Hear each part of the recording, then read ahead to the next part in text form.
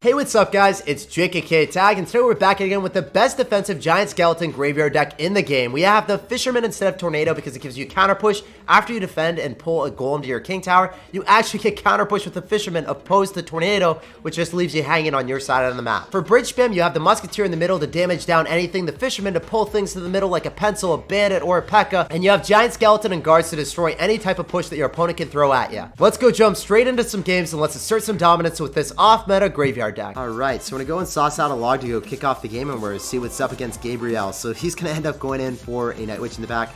So I assume he's just going to go and plop a golem down right ahead of this. So let's go in for a giant skeleton in the same lane. Yeah, this guy's all about that life already. Right out of the gate, going in for golems and single elixir because he's just a feisty fellow. We're going to end up having to go in for a Fisherman to go and yoink that golem to our king tower. And then we're going to end up going for a baby dragon, so then we're able to kill the Night Witch. I love having Fisherman because usually, as you guys saw with like Tornado, golem gets a hit on your tower. But Fisherman, I get counter push, I end up getting no damage on my tower at all, and I can even go in for a graveyard with it. So this is something that Tornado just does not do. Graveyard with Fisherman is really nice on counter push. We're going to end up getting so much more value here. We're going to end up baiting out a Night Witch and a Mega Minion from our opponent. That's already going to be 7 elixir and single elixir. That means he can't support this at all. So I could go in for a Musketeer here, and I could just clobber it. Musketeer is not going to get hit. He's not going to get any tower damage with this Mega Minion or this Night Witch push at all, really. He's going to get 1 hit. I don't really think that's too much value for him at all, though. 7 elixir for 1 hit. Let's go in for a giant skeleton to protect our Musketeer, and then we can go and yoink his cannon cart right into us. Or we can go kill his Fisherman, whichever one it is. I don't really care at all, man. That's awesome. We're going to go and kill his cannon cart. We're going to end up having the Musketeer still alive, and the Fisherman might get on top of the tower. Let's go, dude. That is what I'm talking about. What a great start for me. So this Baby Dragon will get damage on our tower. We're not going to let that happen. We're going to go in for our own Baby D, and then I can even go in for our Graveyard because I think he's down a bit of elixir. I don't think he's going to end up having anything to stop this. He's going to end up having poison. I was going to say, if you had Night Witch, you would drop it too slowly, and then skeletons would accumulate, and I would get more than enough value. But he ends up having poison, so this is going to be a little bit more problematic for us. A golem deck that does have poison is a good matchup for him for sure. Went in for a zap right on top of the guards. I don't know if he breaks through that. Like, don't know why you would do that at all, brother. I didn't expect that to work for him either. I'm going to end up going for a Musketeer here, and I can go for a Poison Log, and it will kill the Night Witch if he ends up going for a Golem in front. Especially if he wants to end up going for a Mega Minion there. So we're going to be able to kill the Night Witch inside the Poison. And then I'm also going to end up going for a Baby Dragon, so then we're able to kill the Fisherman so it doesn't pull the Musketeer. Then I can go in for my own Fisherman to go and pull his cannon cart on our side of the map.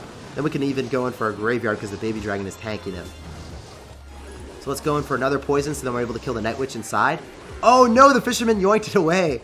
That's actually a little bit bad for me, I'm not going to lie. I wanted to stay inside the Poison so it just died there. Now it's going to be tanky for the Baby Dragon for a little bit longer. It didn't seem to matter. I think I would have gotten one more Musketeer shot off, so maybe the Baby Dragon would have got one less hit on my tower, but we're still chilling at 2,000 HP, so it doesn't matter at all. Musketeer is going to be able to be on a rampage and go and kill the Mega Minion. So I know for a fact that I want to end up going for a Fisherman, but I want to go for it in the middle here as opposed to dropping it further because I want to have Fisherman counter push on the right hand side. Oh no, is it going to get pushed? Alright, thankfully it doesn't. Let's just go in for another Musketeer outside of the poison range for right now. And then we should be able to kill the cannon cart, and we should be able to kill the Baby Dragon relatively easily. I'm going to go in for another giant skeleton. He's going to have to go in for a Fisherman, and then he's going to have to poison this, and he's going to be super sad. So the cannon cart is going to come through. It's going to be able to kill the Musketeer, I believe.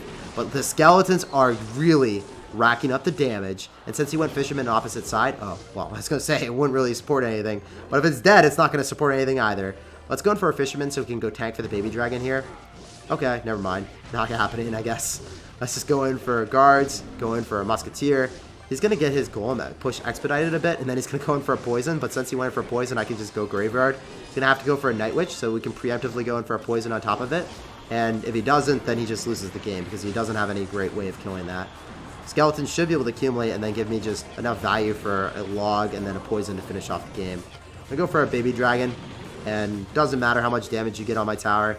You're not going to be able to finish it off. You don't have a direct source of damage besides poison. It has 216. I'm well above 600 at this point. You need to get like a couple golem hits in the time that poison finishes off your tower. That's just not going to happen, brother. GG, well played, and peace out, Girl Scout. Pleasure playing against you. Fisherman is overpowered against Golem. So we're going to sauce out a good luck here, and we really can't cycle anything. We have to wait. I mean, Graveyard prefers to be in double elixir anyway, but if I drop a Fisherman in the back and he drops a Giant Skeleton, you know what happens. It just goes and pulls it right into our tower, and we lose the game. If I cycle Musketeer and he ends up having Balloon, I have a horrible situation then too. So I just want to chill a little bit, and he might end up having a Logbait deck, so I'm going to save my Log. I'm not going to go and cycle that. I'm not going to go drop that on the Princess, and it's really looking like Logbait. So if he goes in for a Goblin Gang in the back or anything, then I can just go in for a Graveyard, and I wouldn't have to worry about having Poison and cycle, because his only actual answer to the Graveyard that is a bait card is going to be the Goblin Gang, and there it is. So if this Goblin Gang falls, I could go in for a Graveyard, and I'm actually going to, because I think the Spear Goblins end up dying, and the Baby Dragon is still tanking for a bit, so I should be able to get a couple hits here. Yeah, the Skeletons are going to be able to swarm the Knight and get some value on top of the tower for sure. That's about like 300 damage, man. And the Knight got some pretty good RNG. The Knight got a ton of damage on it instead of the tower, so usually I would get even more than that. Unfortunately for us, we have to go in for guards here because I do not end up having my login cycle. So in double elixir, we have a great matchup, but I need to get to double elixir, man. So I'm going to end up going for Musketeer because I know that the guards are going to take priority, and I need to be able to kill that Princess. If the Princess doesn't die, we're going to have a tragic time. Let's go in for a Fisherman here as well, so maybe we can go and kill that Knight and then go and pull the Princesses into us. And if he goes and drops a Goblin Gang, then we should be able to go in for a Graveyard and punish him pretty heavily for it. Ah, we're not going to be able to kill the other one. I have to go and drop a Baby Dragon. I really didn't want to, but there's no way that he's going to drop a Goblin Gang to try to protect it. It just wouldn't make sense.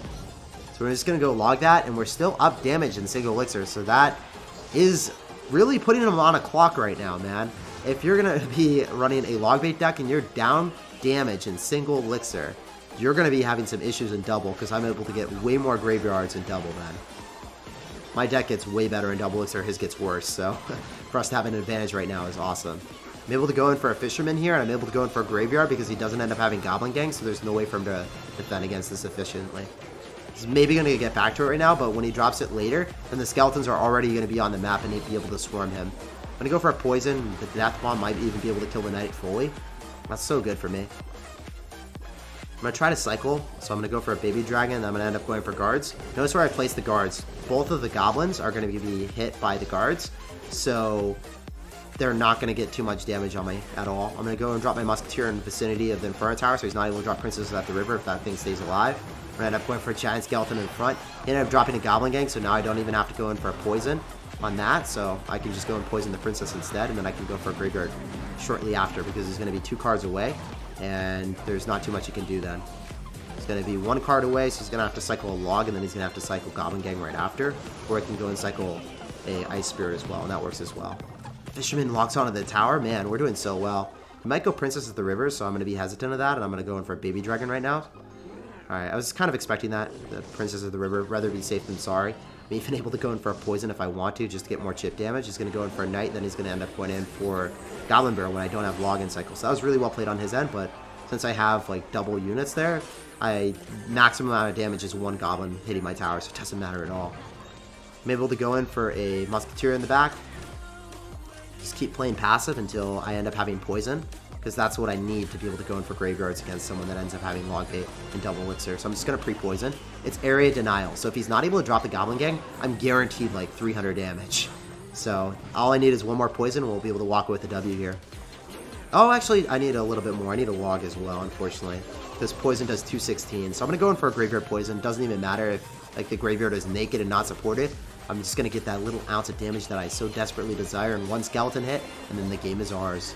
GG, well played, and peace out, Girl Scout. It was a pleasure playing against you, and good luck in the rest of your Grand Challenge session, my man. All we need is 1 skeleton hit. If that doesn't happen, I'd be shocked, and we take it. Pleasure playing against you, man. That's how you defeat Logbait. Just wait until double elixir. That guy was a pretty good player. I recognize that Japanese clan. It's always at the top of the ladder.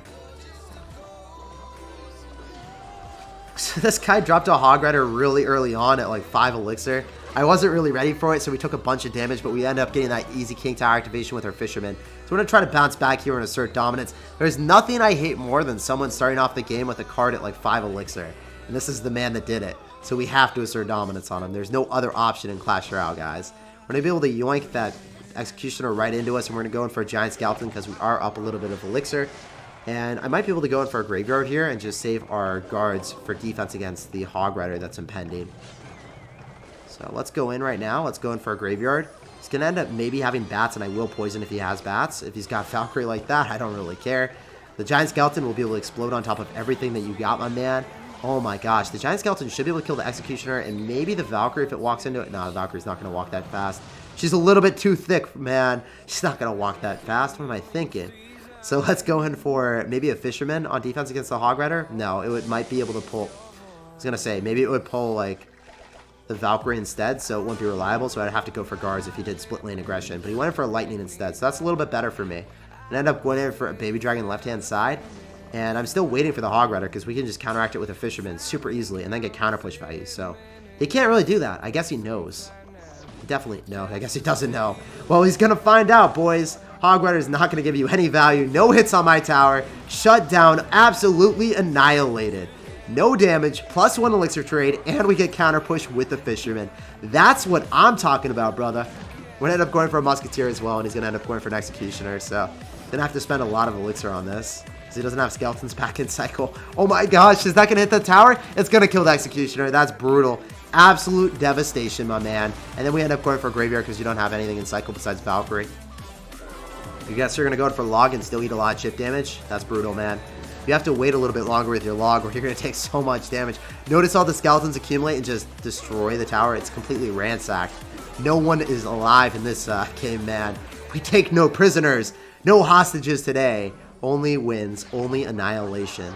So we're going to end up going for another Fisherman. One of the things that you guys definitely have to do if you're playing Fisherman is, oh man, I was about to say, you want to make sure that you stop everything at the river so then there's no distractions for the Fisherman so it's able to pull the Hog Rider. But as you saw, that skeletons were still a distraction. I needed to kill the skeletons by logging them. So I did the correct thing. I just didn't log the skeletons and they went ahead. They finagled their way through. And he was able to get an extra Hog Rider hit. It did not matter in this interaction because I did a really nice defense with the Fisherman originally. I also dropped it opposite lane so he wasn't able to lightning it. If you guys noticed my first Fisherman versus Hog Rider. But yeah, man, we just played really safe and sound. Got an easy King Tower activation early on despite his really fast Hog Rider. And we won the game. So we're saucing out a log. He's saucing out a log as well. Let's go for Baby Dragon in the back and see if he mirrors that play as well. That'd be pretty funny, man. No, well, it's a dragon, but it's not the same dragon, man. I'm sorry, we're not long lost brothers here. We're going to end up going for a Musketeer on the right-hand side, and we'll see if he ends up dropping something to counteract this Muskie, like a Fireball or a Poison. He's going to end up dropping a Giant in the back. Could end up going in for a Giant Skeleton. He's going to end up having a Witch, man. I hate the Witch. So he might end up having like a Giant Miner deck. He's got Inferno Dragon and a Witch, so it could also end up being a Graveyard. Are we going to have a Graveyard Mirror matchup here? Are we going to have a Graveyard Mirror matchup on our hands?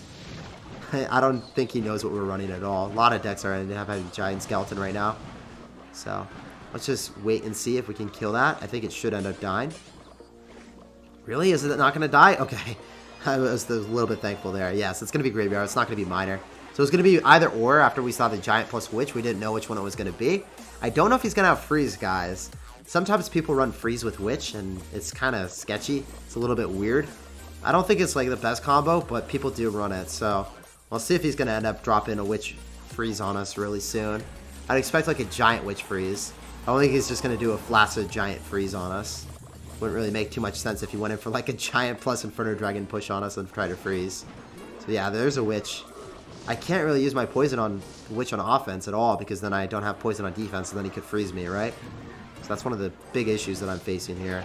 I wanted to play for a Giant Skeleton so that we can keep our Musketeer alive. I'm also going to go for a Log so then we can just kill some of the Skeletons a little bit quicker. Oh no, the Fire Spirits, man.